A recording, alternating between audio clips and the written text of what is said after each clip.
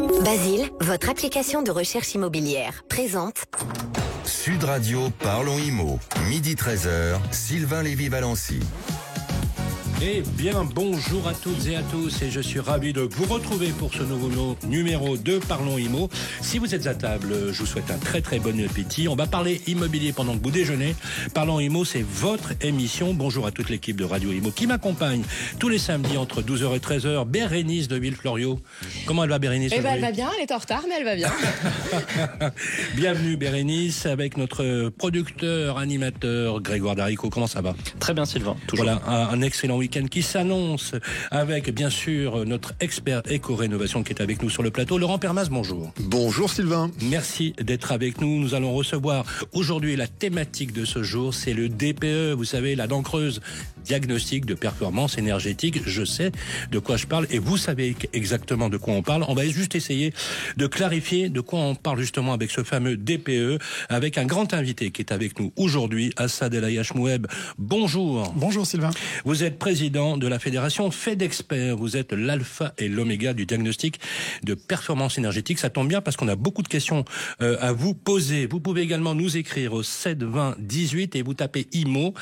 Ensuite, on va vous demander quelle est votre question. On vous y répondra comme chaque semaine. Voilà, vous écrivez par SMS, c'est beaucoup plus rapide et on s'engage avec toute la rédaction à vous répondre et on le fera d'ailleurs avec vous, Bérénice de Villefloriot. Oui. Voilà de quoi on parle aujourd'hui. On va répondre à des questions concernant l'encadrement des loyers. Alors, qu'est-ce que c'est, à quoi ça sert, et puis est-ce que c'est vraiment efficace? Et avec vous, Grégoire. Eh ben, mon cher Sylvain, on va parler après les C2E la semaine dernière avec Laurent. Cette semaine, on abordera l'éco-prêt à taux zéro. Puis dans la chronique Maison Saine, on va s'interroger sur le rôle des plantes vertes. Est-ce qu'elles purifient l'air ou pas? Et puis ensuite, on fera le petit tour de France des biens coup de cœur. On va aller à Montpellier et sur Amazon, vous verrez. Oui, et oui, parce que effectivement, on voyage toutes les semaines avec la rédaction. On vous fait découvrir le tour de France de l'immobilier, les bons plans, les villes où il faut investir ou aller vivre. C'est au choix. Et tout de suite, les infos à retenir avec vous. Bérénice, au programme, qu'est-ce qu'on retient aujourd'hui ? Eh bien, on va parler des pluies diluviennes. Quels sont les gestes à effectuer en cas d'inondation chez soi? Une bonne nouvelle pour votre logement. Et puis, enfin, inquiétante montée du trafic de drogue dans les HLM. Oui, gros sujet, on en parle en ce moment beaucoup. C'est assez terrifiant, surtout pour les habitants. On commence avec les gestes à adopter. Et là, pour le coup, il y a un vrai sujet par les inondations, parce qu'il y a eu de grosses précipitations, dimanche dernier notamment. Tout à fait, dans le sud-est de la France notamment. Alors, une fois que les eaux se retirent, il y a une question cruciale qui est comment reprendre possession de son habitat, de son logement en toute sécurité.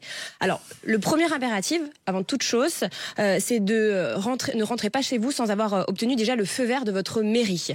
Il faut savoir que l'humidité, ça fragilise considérablement les structures et les sols, et ça peut céder en fait. Les sols peuvent céder, donc c'est vital.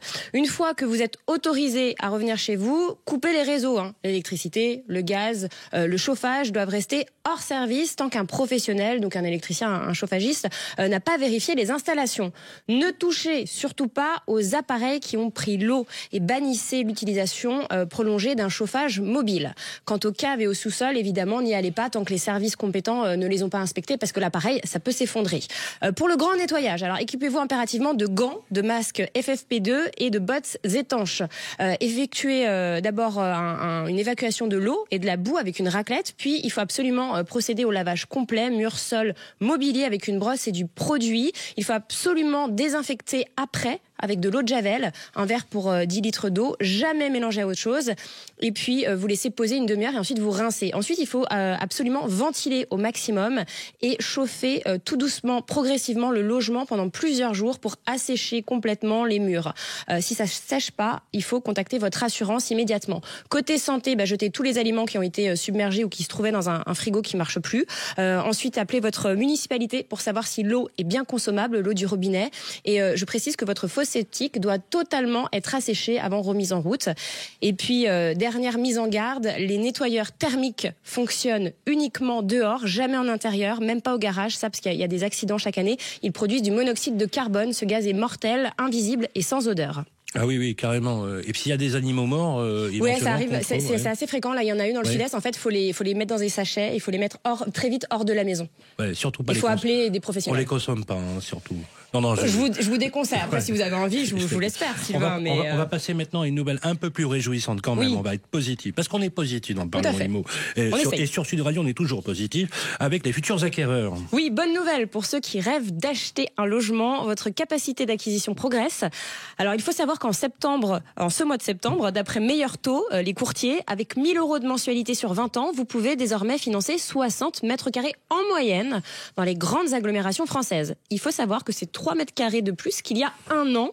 Et depuis 2 ans, c'est 9 mètres carrés supplémentaires. Donc ça équivaut à une chambre entière. Mine de rien, c'est la chambre du petit. Vous pouvez continuer à vous reproduire. Alors pourquoi ça va mieux ? Parce que les banques ont assoupli leurs conditions. On en parle régulièrement dans notre émission. Les taux moyens sur 20 ans sont autour de 3,22 en fonction des profils. Et puis les prix au mètre carré se sont stabilisés dans la plupart des villes, notamment parce que les ventes ont ralenti. Donc tout ça, ça redonne de l'air au projet. Alors pour 2026, vous allez me demander, Sylvain, qu'est-ce qu'on peut espérer ? C'est là que ça se complique. L'OAT. Alors l'OAT, c'est l'obligation d'État à 10 ans. En gros, ça sert de référence aux banques. Et bien cet OAT est remonté. Donc couplé à l'instabilité politique qu'on connaît tous en ce moment, ça limite drastiquement les marges de manœuvre des établissements bancaires pour baisser encore leurs taux. Ça veut dire que les taux ne risquent plus de baisser. Néanmoins, les banques restent très demandeuses parce que quand elles proposent un crédit immobilier, ça veut dire nouveaux clients pour elles. Donc elles multiplient les offres attractives pour séduire justement ces clients. Alors, on va terminer avec une menace aussi grandissante, c'est sur les HLM. Oui. C'est les problèmes de drogue. Tout à fait. C'est un constat alarmant. Et on en a parlé parce que nous étions au congrès HLM. C'est ça. Ça avait lieu cette semaine à Paris, le congrès HLM. C'est chaque année dans toute la France. Le narcotrafic s'est généralisé dans l'ensemble des résidences sociales françaises, sans exception géographique. Plus aucun bailleur ne peut affirmer qu'il échappe au phénomène. Donc les conséquences sont multiples, je vous laisse imaginer. D'abord pour les habitants, dont la qualité de vie est simplement dégradée. Parfois, on peut même pas circuler librement. Ensuite, pour les organismes HLM, eux, ils doivent supporter des coûts de réparation considérables. Parfois, il y a des ascenseurs bloqués parce que de la drogue y est stockée. Et puis, évidemment, il faut savoir que les bailleurs, ils collaborent avec les forces de l'ordre et la justice. Des structures personnalisées comme le GPIS à Paris interviennent le soir et le week-end pour libérer les espaces squattés. Il y a de la vidéosurveillance qui se développe, mais tout ça, ce ne sont pas des solutions miracles. Dernier recours, l'expulsion. La loi de juin dernier autorise le préfet à l'ordonner quand un locataire est impliqué dans un trafic. Mais vous vous doutez bien que l'efficacité reste limitée. Des personnes expulsées reviennent souvent sur la zone. C'est ce qu'on a constaté en tout cas. Et d'ailleurs, les bailleurs sociaux ont rappelé que la tranquillité résidentielle dépend avant tout de la sécurité publique. Et c'est à l'État, c'est sûr, d'assumer pleinement cette responsabilité. Tout à fait. On est d'accord là-dessus. Oui, tout à fait. En fait, c'est ce qu'ils ont dit au Congrès. Ils ont appelé à ce que l'État intervienne. En fait, ils ont dit que c'était le rôle de l'État, en tout cas, de gérer ça. De garantir non seulement la sécurité, mais on a même eu des situations où la police ne peut même quasiment pas entrer dans la cité. Des zones de non-droit. Ouais. Et donc, c'est des zones de non-droit, c'est ce qu'on pourrait appeler les territoires perdus de la République. Et il serait temps qu'on puisse les reconquérir. Merci Bérénice. Et tout de suite, bien sûr, on va attaquer le chantier du siècle. Avec Sofinco, baissez votre consommation d'énergie en lançant vos travaux d'éco-rénovation. Sofinco présente Sud Radio, parlons éco-rénovation. Oui, éco-rénovation, c'est bien le sujet du jour et d'ailleurs le grand thème de notre émission d'aujourd'hui. Si vous êtes à table, on va parler du DPE, diagnostic de performance énergétique avec nos grands invités. Et on va parler avec vous, Laurent Permas, éco-rénovation. Grégoire, quel est le contenu du jour ? Si je vous dis 0% d'intérêt jusqu'à 50 000 € pour vos travaux d'isolation ou de chauffage, est-ce que vous tendez l'oreille ? Alors attention, c'est pas une tentative d'arnaque, mon cher Sylvain, c'est exactement le principe de l'éco-prêt à taux zéro. L'éco-PTZ. On vous explique avec Laurent Permas comment en profiter. Bonjour Laurent. Bonjour Grégoire. Comment ça marche l'éco-PTZ ? L'éco-PTZ, en fait, c'est un prêt avec un taux zéro. Et oui, c'est trop beau, mais c'est vrai pourtant. C'est accordé par les banques partenaires de l'État pour financer tout simplement vos travaux de rénovation énergétique. Donc, réservé par contre aux logements principaux construits depuis plus de 2 ans. Et bonne nouvelle, aucune condition de ressources n'est exigé. Ça, c'est important, à la différence de MaPrimeRénov', ou des C2E. Est-ce que ça se cumule avec MaPrimeRénov'? Absolument. Ne spoile pas toute la chronique. Alors, à quoi ça sert concrètement l'éco-PTZ et quels types de travaux sont concernés, Laurent? Ben, on a 3 grands cas. Le premier, en fait, c'est les travaux ponctuels. C'est l'isolation de la toiture ou des murs, le remplacement des fenêtres, le changement de chauffage, l'installation d'une pompe à chaleur, la ventilation, le chauffe-eau performant, on en a parlé, ce qu'on appelle les monogestes. Ensuite, vous avez la rénovation globale, où c'est forcément plusieurs gestes qui consistent à améliorer fortement la performance du logement en une seule opération. On parle de 2 étiquettes. Et puis, enfin, on l'oublie pas, la réhabilitation d'un assainissement non collectif. Attention, c'est pas les parties communes. Dans tous les cas, les travaux doivent être réalisés par une entreprise, on le redit, RGE, reconnue garante de l'environnement. Allez Laurent, est-ce que vous pouvez nous donner des exemples chiffrés? Combien on peut emprunter avec l'éco-PTZ? Alors, prenez un stylo, 7 000 € maximum pour changer ses fenêtres. Ok. 15 000 € ensuite pour une autre action seule, comme isoler la toiture ou remplacer le chauffage. 25 000 € pour 2 actions, 30 000 € pour 3 actions en plus, et jusqu'à 50 000 € si on part sur une rénovation globale. Tout ça, c'est remboursable jusqu'à 20 ans. C'est un prêt jusqu'à 20 ans remboursable, donc un prêt avec des amortissements et des mensualités. Que du capital, pas un centime d'intérêt. Aucun centimes d'intérêt. C'est un prêt à taux zéro. Si je comprends bien, Laurent, je peux isoler mes combles, changer mes radiateurs et financer ça sans payer d'intérêt à la banque. Vous avez bien écouté, absolument Grégoire. Et mieux encore, en fait, l'éco-PTZ peut se cumuler, c'est ce qu'on disait tout à l'heure, avec MaPrimeRénov', qui est une subvention directe, on en a parlé, de l'État. Et donc, vous pouvez d'abord déduire le coût grâce à la prime, et ensuite, sur le reste à charge, vous le financez tout simplement avec le prêt à taux zéro. Question importante, Laurent. Est-ce que c'est compliqué comme démarche ? C'est simple. Pour une fois, vous définissez vos travaux avec justement le professionnel RGE, vous remplissez un formulaire emprunteur avec lui, vous déposez le dossier devis à l'appui qu'il vous a fait auprès de votre banque si elle fait l'éco-PTZ ou une banque partenaire. Et si la banque accepte, vous obtenez tout simplement les fonds. Les banques partenaires sont nombreuses. Vérifiez justement si la vôtre propose l'éco-PTZ.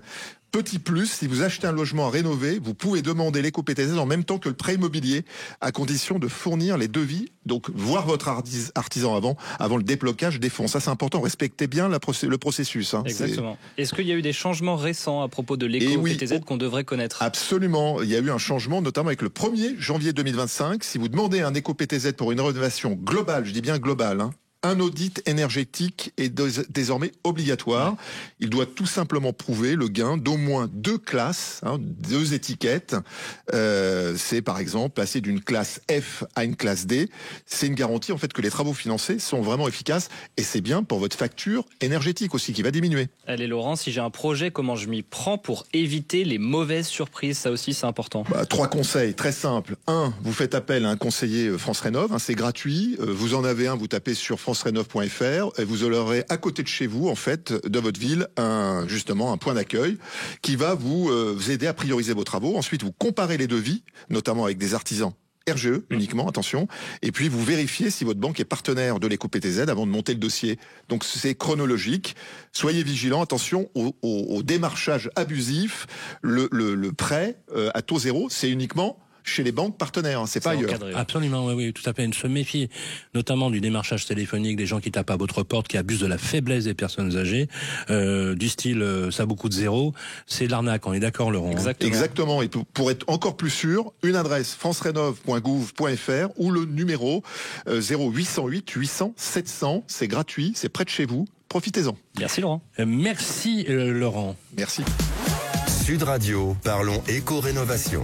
Avec Sofinco, lancez vos travaux d'éco-rénovation pour baisser votre consommation d'énergie.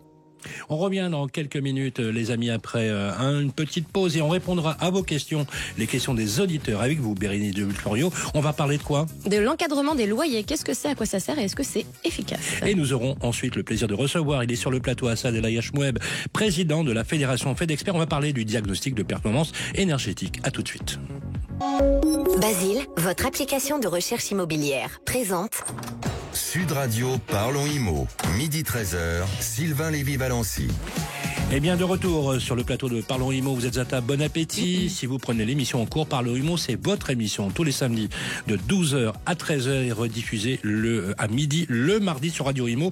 On est ravis d'être avec vous. On va justement répondre à vos questions et on a une question sur le répondeur de Sud Radio. On va en parler avec vous, Bérénice de Villefloriot. Avec la Massif, économisez en changeant d'assurance de prêt immobilier. Conditions sur massif.fr. La Massif présente Sud Radio, Parlons Immo, ça vous concerne. Et oui, ça vous concerne, Bérénice. On a eu sur le répondeur un message. On en a eu plusieurs, on a eu des SMS aussi. Mathieu, par exemple, nous a écrit pour nous demander si l'encadrement des loyers concerne toutes les villes. Et pour en parler, on accueille Olivier Safar, président de Safar Immobilier. Bonjour Olivier. Oui, bonjour à tous. Merci d'être avec nous. Alors vous allez être notre expert sur le sujet. Déjà, est-ce que vous pouvez nous rappeler en quoi consiste l'encadrement des loyers et quelles sont les villes concernées ?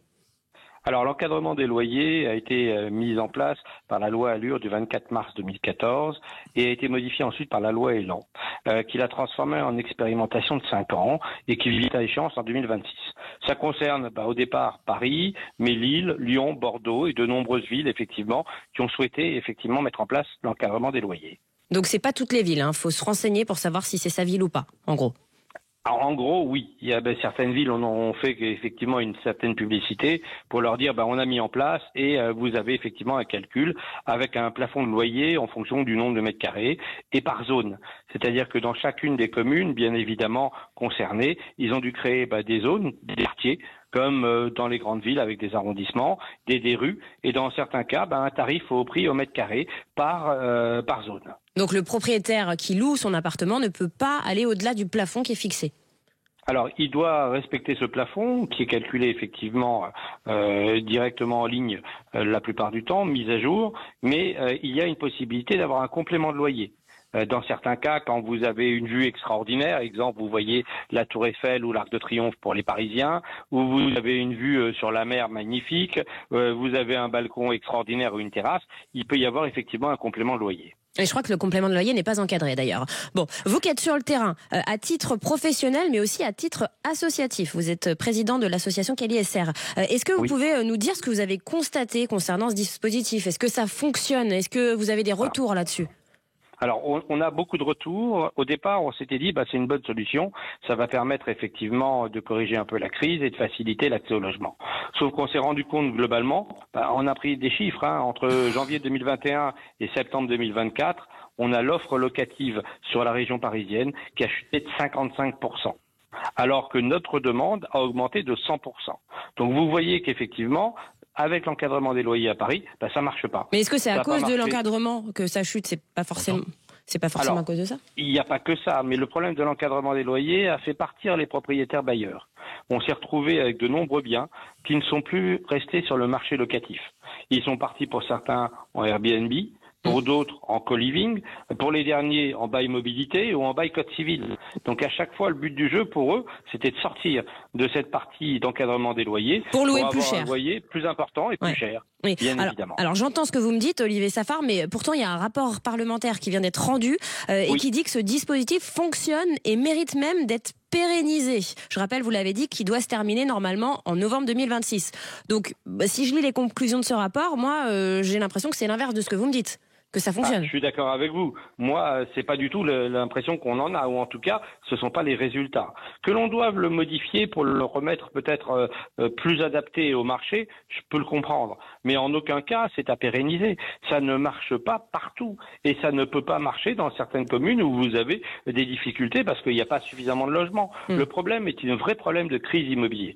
Si on ne fabrique pas les logements, si on ne remet pas des logements sur le marché locatif, que ce soit pour les bailleurs privés ou pour les bailleurs sociaux, aujourd'hui, on a une demande très importante de logements et on n'a pas de quoi fournir ces logements. Donc automatiquement, vous aurez une crise et vous aurez certains propriétaires qui se diront je loue tout seul sans passer par un agent immobilier ou un administrateur de biens, je vais mettre le loyer que je veux. Oui. Et on va se retrouver avec des difficultés et avec des propriétaires qui vont être hors la loi. Et je rappelle que la plupart des propriétaires qui louent un logement ont un crédit derrière. C'est pour ça qu'ils peuvent pas avoir un loyer trop bas quand même. C'est là où je vous rejoins. C'est très clair. Voilà. Et là, allez-y, je vous en prie.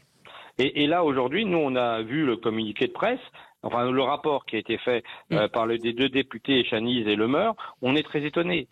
Qu'il faille améliorer le calcul du loyer de référence pour le trouver plus équitable, je suis d'accord. Il faut modifier les choses si on veut effectivement garder cette partie-là. Pour nous aujourd'hui, le résultat est négatif et n'apporte rien, et ce n'est pas pour moi la bonne solution. On cherche des solutions en disant on va bloquer les loyers, alors que les solutions c'est de remettre des biens d'offres locatives sur le marché. Donc il faut retrouver de la construction, il faut retrouver de la création de logements, il faut remettre en avant les choses de transformation, par exemple de bureaux en logement. Bien sûr, bien sûr. Oui, ce sont des points positifs. Il y a plein de propositions. En tout cas, merci beaucoup Olivier Safar. Il faudrait qu'on invite les députés qui sont à l'origine de ce rapport pour en discuter justement en plateau.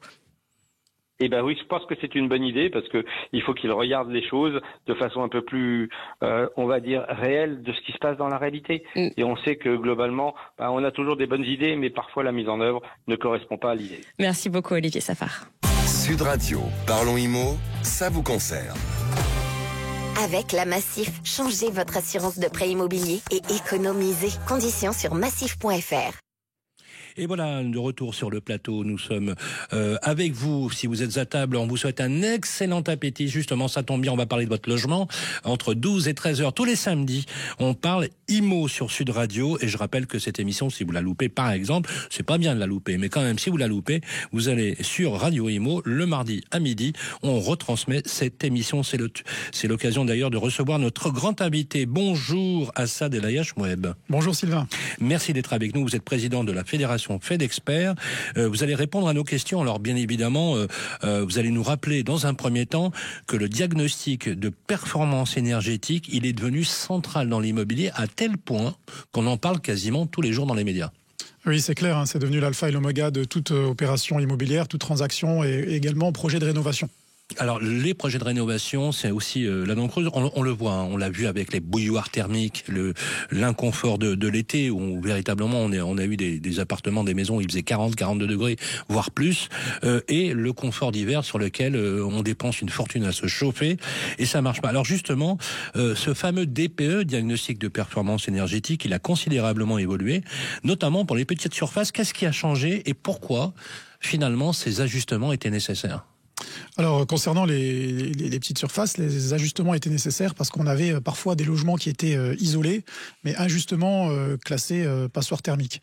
Et la problématique du diagnostiqueur, c'est d'émettre des recommandations dans le DPE de travaux pour gagner plusieurs classes. Ces recommandations-là étaient obligatoires et parfois c'était complètement aberrant de venir surisoler un logement qui l'était déjà ou conseiller le changement du système de chauffage qui était déjà récent et performant pour gagner ces classes. Donc cet ajustement vient en toute logique corriger un biais de calcul qui était incohérent. Alors justement, beaucoup de Français trouvent que ce fameux DPE est compliqué, il est peu lisible. Est-ce qu'il y a aujourd'hui un outil fiable, en fait, concrètement, à quoi on peut se fier aujourd'hui, et est-ce qu'il reste encore des marges d'amélioration ? Alors la marge d'amélioration, je dirais, elle est sur introduire dans le DPE des matériaux qui ne figurent pas encore dans son moteur de calcul. Je pense aux matériaux biosourcés par exemple, parce qu'on encourage lors des travaux à inciter à mettre des matériaux super isolants, performants, etc., mais qui sont pas encore très très bien valorisés dans le moteur de calcul. Donc je pense qu'il y a déjà une piste d'amélioration de la fiabilité du logiciel en introduisant ces matériaux qui sont manquants. Il faudrait aussi introduire un confort d'été, un indice de confort d'été qui est fiable. Aujourd'hui, il est très très très léger, ce qui amène un peu de l'instabilité lorsqu'on délivre un rapport DPE. Et s'il est très peu lisible, c'est surtout parce qu'il n'y a pas assez de communication, de pédagogie autour de ce rapport. C'est-à-dire que, comme vous l'avez dit en début d'entretien, on parle énormément du DPE et c'est très bien. On alerte sur les risques et sa fiabilité, mais derrière, on ne fait pas assez de pédagogie, je dirais, technique pour apprendre à lire un rapport. Bien sûr. Alors justement, merci pour la transition. Concrètement, c'est quoi les obligations pour un propriétaire ou un bailleur en matière de DPE ? Alors les obligations, c'est que déjà le DPE, il est obligatoire, que vous soyez en train de vendre votre logement, en train de le louer ou en train de le rénover. Et il faut savoir que les syndics de copropriété doivent également faire un audit énergétique. Donc l'audit énergétique est similaire au DPE, mais il va beaucoup plus loin qu'à DPE, c'est-à-dire qu'il doit faire figurer une liste de travaux qui seront chiffrés, alors que le DPE s'arrête à des préconisations de travaux qui sont non chiffrés. Donc tout ça, c'est de la responsabilité du syndic, et il doit faire voter un plan pluriannuel de travaux étalé sur 10 ans qui va être voté lors de l'Assemblée. Alors justement, très rapidement, il y a des biens qui sont bloqués à cause de ça, hein, et ça pénalise les Français à trouver un logement. Oui, tout à fait. Il faut se l'avouer. En tant que représentant des diagnostiqueurs, je devrais dire que le DPE, c'est super, etc. Mais il faut parler vrai aux Français, savoir reconnaître certaines choses. Et on reconnaît qu'il est vrai que c'est un des freins. Le DPE est un des freins dans les transactions. Il ralentit les transactions. Et cette crise de confiance contribue à freiner davantage les transactions, parce qu'un acheteur, un futur acheteur, lorsqu'il a un DPE entre les mains, il ne sait pas trop s'il est fiable ou pas. Justement, vous restez avec nous, Assad, puisqu'on va continuer à vous poser des questions, puisque c'est vraiment le sujet central du jour. On fait une petite pause et on va se retrouver dans quelques instants. Basile, votre application de recherche immobilière, présente Sud Radio, parlons IMO. Midi 13h, Sylvain Lévy-Valency. Eh bien, salut à toutes et à tous, et si vous passez à table ou si vous êtes déjà à table, on vous souhaite un excellent appétit. On parle de votre logement et on parle vrai sur Sud Radio tous les samedis de 12h à 13h. C'est Parlons Immo, votre émission pour parler de votre logement. On va bien évidemment recevoir et continuer notre entretien avec vous, Assad El Ayach-Moueb, le président de la Fédération FedExpert. Merci d'être resté sur le plateau. Et tout à l'heure, on va s'interroger avec vous, Grégoire, sur comment on peut prendre soin de soi, mais aussi de sa maison, avec Maison Scène. On va parler de quoi aujourd'hui ? Oui, Sylvain, on parlera des plantes d'intérieur. Est-ce qu'elles sont vraiment utiles pour purifier son air intérieur ? Sud Radio, parlons IMO. Sylvain Lévy-Valency. Seconde partie de notre entretien avec notre grand invité. Merci à Assad El Ayach-Moueb d'être resté sur notre plateau. Le DPE, on en parlait tout à l'heure, a un impact direct sur le marché de l'immobilier. C'est quoi les effets concrets que vous observez sur vos expertises ? Et d'ailleurs, vous avez dit une chose très importante. On ne peut pas se fier forcément à tous les diagnostiqueurs. Il y a des conditions préalables de formation, de qualité pour avoir un DPE fiable. Parce que la vraie question, elle est là, c'est d'avoir un DPE qui reflète exactement la note énergétique du logement. C'est ça, c'est-à-dire que le professionnel doit être certifié, Premio, avoir une assurance responsabilité civile professionnelle qui couvre à hauteur d'1 million d'euros à l'année par année de sinistre, et aussi avoir subi des formations continues. Donc déjà, premièrement, c'est pas toujours le cas. Donc ça représente une minorité. Alors qui exerce ce sens-là. Moi, je suis propriétaire, je reçois un diagnostiqueur. Comment je m'assure qu'il a tout ça, le gars ? Donc, premier réflexe, c'est d'aller sur le site du ministère, sur l'annuaire, ce qu'on appelle l'annuaire des diagnostiqueurs, vérifier à l'aide de son nom et son prénom s'il il figure bien dans cet annuaire, parce qu'il peut être suspendu ou radié. Donc ça, c'est très important de Mais si j'ai pas la possibilité d'aller comme ça là, sur je fais comment ? On a mis en place prochainement un QR code qui va entrer en vigueur dans les prochaines semaines, où vous pourrez flasher en quelques secondes ce QR code afin de savoir s'il est bien certifié. Ah, ça c'est bien, ça c'est bien. Donc je prends mon téléphone, hop, je flash, et tout de suite je vois si le gars il est au taquet, quoi. C'est ça, mais vous savez pas s'il est assuré ou à jour dans ses opérations de formation continue, et c'est pour ça qu'il faut aller plus loin. Alors justement, pour les locataires comme pour les acheteurs, est-ce que c'est devenu un critère majeur ? Oui, c'est un critère majeur, et on voit aujourd'hui que à l'émission du DPE, d'après nos adhérents, tout de suite après, il y a des réactions, que ce soit du propriétaire ou du locataire. C'est pour ça que ça freine les transactions, hein. Par exemple, vous émettez un DPE derrière, ça va engendrer un audit énergétique, parce que si vous êtes classé EFG, on doit faire en plus du DPE un audit énergétique. Donc vous voyez, ça va ralentir la transaction. Donc ça va permettre à l'acheteur peut-être de réfléchir un peu plus, ou peut-être de tomber sur un autre bien et il va se désengager de ce bien-là. Donc justement, les critiques disent que les DPE peuvent alors effectivement avoir un effet de dévalorisation du logement. Hein.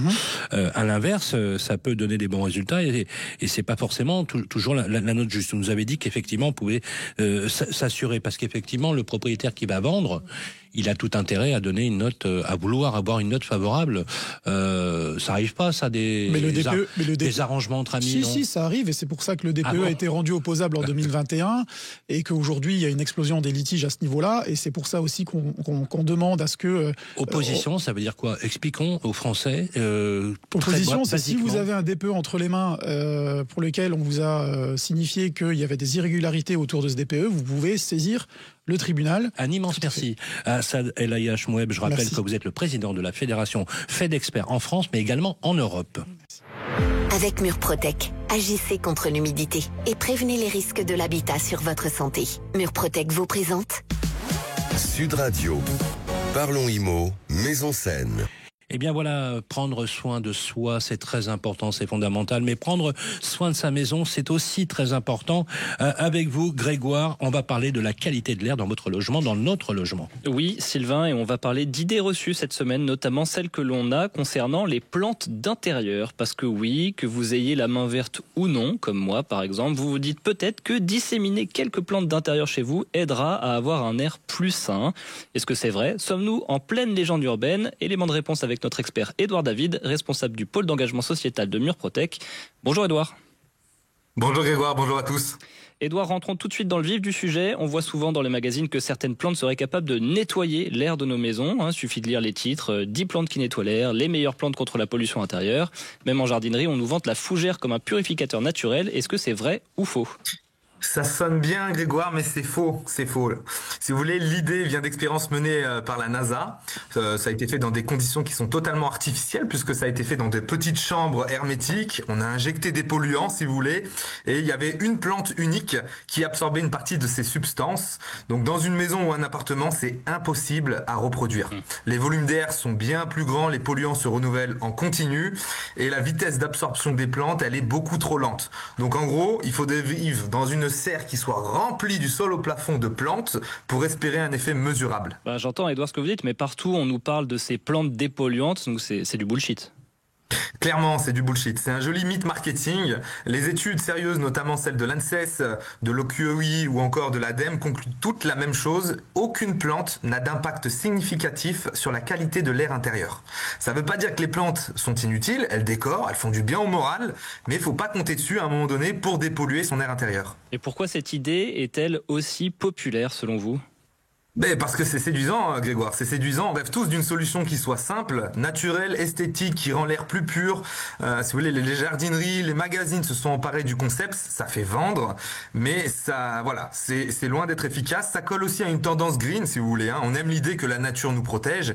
Et puis, encore une fois, ça fait des super titres. 10 plantes miracles pour respirer mieux chez vous, c'est top. C'est vrai que c'est sympa. Alors, si les plantes ne sont pas la solution, quelles sont les vraies bonnes pratiques pour améliorer l'air intérieur ? Eh bien, les gestes qui font la différence, si vous voulez, c'est ventiler. Ventiler 10 minutes 2 fois par jour, même en hiver. Limiter les sources de pollution telles que les peintures, les meubles ou encore les produits ménagers avec notamment des produits qui soient labellisés de type Écolabel, ENF Environnement. Et surtout, Grégoire, agir sur l'humidité. Aujourd'hui, c'est l'humidité qui favorise notamment l'apparition de moisissures, d'acariens et donc de polluants biologiques, ces fameux allergènes qu'on retrouve en masse dans nos intérieurs. Édouard, si on a un doute ou une sensation de mauvais air chez soi, comment on fait ?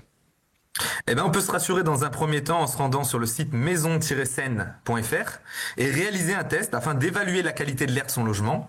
Mais au moindre doute, ce que je conseille à tout le monde aujourd'hui, c'est de faire appel aux équipes donc de Murprotec en demandant un diagnostic. Il est gratuit et faut pas hésiter de demander un diagnostic de votre logement par un professionnel. L'objectif, c'est vraiment d'identifier les vraies causes, proposer des solutions efficaces et durables. Loin des gadgets. Et donc pour résumer, gardez vos plantes pour le plaisir, mais pas pour dépolluer. Exactement. Les plantes, c'est beau, ça apaise, c'est décoratif, mais pour dépolluer l'air intérieur de son logement, c'est ventilation, réduction des polluants et surtout une bonne gestion de son humidité. Et à vous qui nous écoutez, rendez-vous sur maison-saine.fr. Merci Édouard David. Merci Grégoire. Sud Radio. Parlons IMO, Maison Saine. Avec Murprotec, agissez contre l'humidité et prévenez les risques de l'habitat sur votre santé. Merci Grégoire et merci à vous Édouard David, notre grand expert sur la qualité de l'air. Une nouvelle pause et on va se retrouver juste après pour la dernière partie de notre émission. On va parler des biens coups de cœur de la rédaction et de la grande question de la semaine qu'on pose chaque semaine et auquel on vous répond. À tout de suite et restez avec nous. Basile, votre application de recherche immobilière, présente Sud Radio, parlons IMO. Midi 13h, Sylvain Lévy-Valency. Et bien voilà les amis, on est toujours avec vous, 12h-13h tous les samedis, c'est Parlons IMO sur Sud Radio. On parle vrai puisqu'on parle de votre logement, on parle de ce qui est le plus important pour vous les amis, votre logement, votre bien-être. Vous êtes bienvenus dans cette émission et encore une fois, si vous êtes à table, on vous souhaite un excellent appétit. On va faire le tour d'ailleurs des biens coups de cœur avec vous Bernard Daricot. Pas encore, j'ai pas fait de transition de prénom. Appelez-moi Georges. Ouais, mon cher Grégoire, on va où cette fois-ci? Allez Sylvain, je vous propose cette semaine de partir au soleil, là où il fait chaud. Nous sommes à Montpellier. Je vous ai trouvé un T3 de presque 75 mètres carrés entièrement rénové. Un appartement qui allie charme de l'ancien et grandes prestations modernes, nous dit l'annonce. Notre appartement, il se trouve au 3e et dernier étage, sans ascenseur. Il se compose d'une entrée, d'un salon très lumineux grâce à 2 portes-fenêtres donnant sur des petits balcons de ville. Collé au salon, vous avez une cuisine entièrement neuve et entièrement équipée. Ensuite, un grand couloir avec plusieurs fenêtres qui desservent 2 chambres, un espace de rangement et un petit bureau. Enfin, des WC séparés et une salle de bain. Double vitrage, chauffe-eau thermodynamique, isolation. Okay. Tout y est pour faire plaisir à notre ami Laurent. Et il est à combien ? Assad, et le DPE est de B, ce qui est, je crois, chers amis, une belle performance. Tarif de 289 000 € sur le site de Basile. Voilà, qu'on peut financer avec 3,2%. Ça vous fait grosso modo 1 121 € par mois. Un autre bien rapidement, Grégoire. Allez, pour ce bien, on va direct sur Amazon, mon cher Sylvain, parce que ça y est, les maisons à moins de 10 000 € débarquent en France. C'est ce qu'on appelle les tiny house. Amazon propose donc dorénavant dans ses rayons virtuels pas loin des livres ou des aspirateurs, des maisons à prix abordable, des maisons vendues en kit à des prix défiant toute concurrence, des panneaux ou des modules à monter soi-même comme un meuble classique. Elles ont été conçues à partir de conteneurs maritimes transformés, une opportunité originale donc à 400 € le mètre carré, conçu en plastique et en métal avec une surface selon vos envies et besoins. À vous de choisir. Côté montage, on nous promet quelques heures à plusieurs, voilà, ça, c'est assez rapide. Bon, évidemment, tout ça ne comprend pas l'achat du terrain, le raccordement à l'eau, à l'électricité ou encore l'assainissement de votre terrain, et certaines finitions sont aussi payantes à regarder donc. Et puis d'un point de vue administratif, n'oubliez pas, si cette surface est inférieure ou égale à 20 mètres carrés, il vous faudra déposer une déclaration préalable de travaux. Au-delà, il faudra passer par la case permis de construire. Oui, et surtout, il faudra pouvoir vivre dans 9 ou 11 mètres carrés. Je suis, effet de mode peut-être, mais pas sûr que ce soit concept. Pas sûr que ce soit un habitat durable. Merci et Grégoire, et tout de suite, c'est la grande. Sud Radio, Parlons IMO, Sylvain Lévy-Valency. Voilà, on est de retour sur Parlons IMO pour notre dernière séquence. De quoi parle-t-on, Bérénice ? Eh bien, il a marqué les esprits cette semaine. Le congrès HLM a eu lieu à Paris. Il a marqué les esprits par l'ampleur de la crise du logement social qui frappe la France. Emmanuelle Cos, la présidente de l'Union sociale pour l'habitat, a dénoncé un pilotage national en panne et a lancé un appel fort à un retour d'un État fiable, pilote et financeur dans le logement. Alors elle a réclamé davantage de régulation, de programmation et de visibilité dans la politique du logement social. Il faut dire que partout en France, on observe une pénurie dramatique de logements, que ce soit des logements dans le parc social ou dans le parc privé. Le marché locatif est sous pression extrême, il faut le dire. Les Français n'arrivent plus à se loger, on ne le répétera pas assez.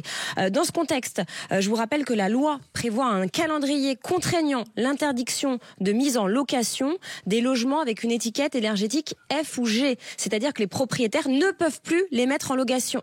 Donc ça va sortir des logements du parc. Et s'ils ne sont pas rénovés.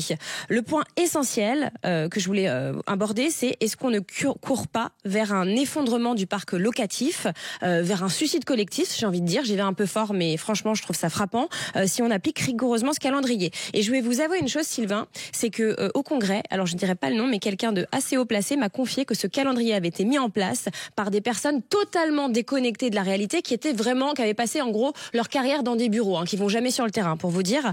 Donc Assad, aujourd'hui, vous qui êtes notre invité en tant que représentant des diagnostiqueurs et donc acteur clé dans la mise en œuvre du DPE, du diagnostic de performance énergétique, le document qui donne la lettre du logement, diriez-vous que ce calendrier d'interdiction de location et d'obligation de rénovation est réaliste ? Je dirais même, est-ce que c'est responsable de la part des pouvoirs publics de le maintenir ?